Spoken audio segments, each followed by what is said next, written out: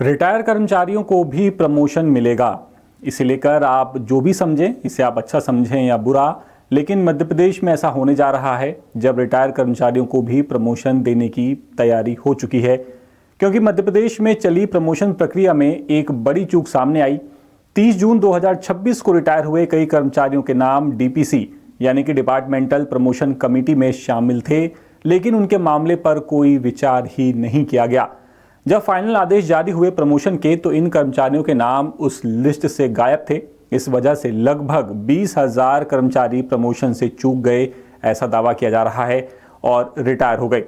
लेकिन अब सरकार को अपनी गलती का एहसास हुआ और गलती सुधारने की तैयारी भी शुरू हो गई है। 3 जुलाई को विभागीय पदोन्नति समिति की एक अहम बैठक हुई। इसमें 30 जून को रिटायर होने वाले पात्र कर्मचारियों के नामों पर विचार किया गया। मंत्रालय में भी ऐसे लगभग 14 अधिकारी और कर्मचारी हैं जो 30 जून को रिटायर हुए। इनका जिक्र प्रमोशन आदेश में कहीं नहीं मिला।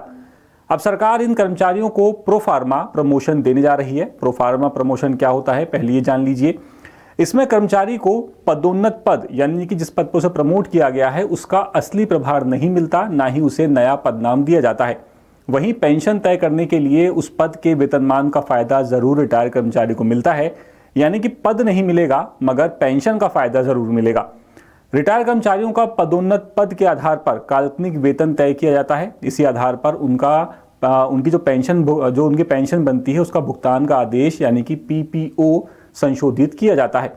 बता दें कि एमपी सरकार ने आगामी डीपीसी की पात्रता भी तय करने के लिए एपीआर यानी कि एनुअल परफॉर्मेंस रिपोर्ट के साल भी तय कर दिए हैं। साल 2026 में 2024-25 के लिए होने वाली डीपीसी में 2020-21 के खाली पद और उसी साल के एपीआर को आधार बनाया गया है। यानी फिलहाल मध्य प्रदेश के वो कर्मचारी जो रिटायर हो गए थे और प्रमोशन के लिए बिल्कुल एलिजिबल थे, बिल्कुल पात्र थे, पर प्रमोशन नहीं मिला, उनके लिए राहत भरी खबर है।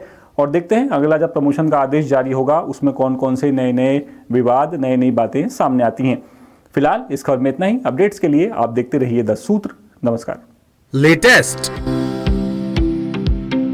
इन्वेस्टिगेटिव और इन डेप्थ खबरें देखने के लिए ज्वाइन कीजिए द सूत्र का व्हाट्सएप चैनल, सब्सक्राइब कीजिए यूट्यूब चैनल, लाइक कीजिए फेसबुक पेज और पढ़ते रहिए www.daसूत्र.com।